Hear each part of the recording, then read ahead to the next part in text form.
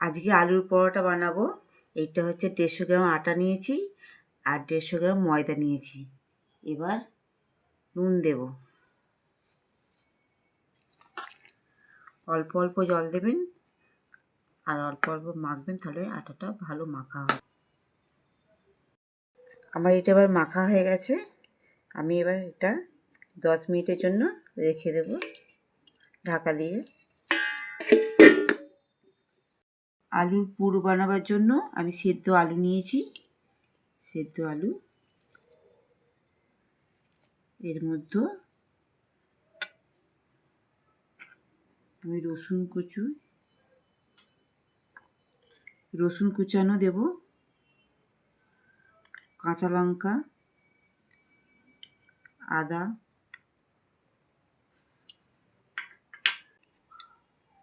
ধনে পাতা,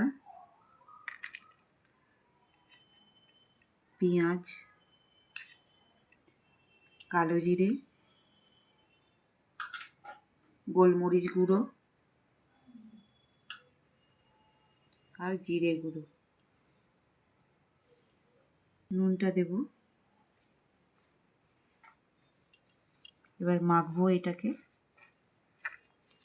এরম করে খেয়ে দেখবেন, আলুর পরোটা খুব সুন্দর হয় খেতে। 10 মিনিট হয়ে গেছে।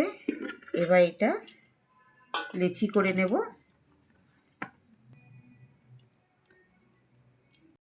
আমার সব লেচিগুলো হয়ে গেছে। এবার এর মধ্যে পুর দেব।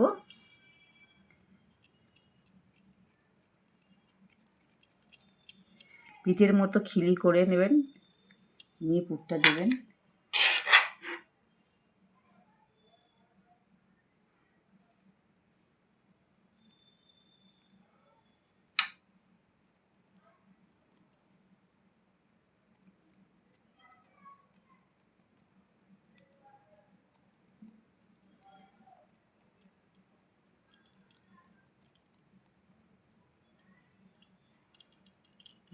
আমার সবগুলো হয়ে গেল।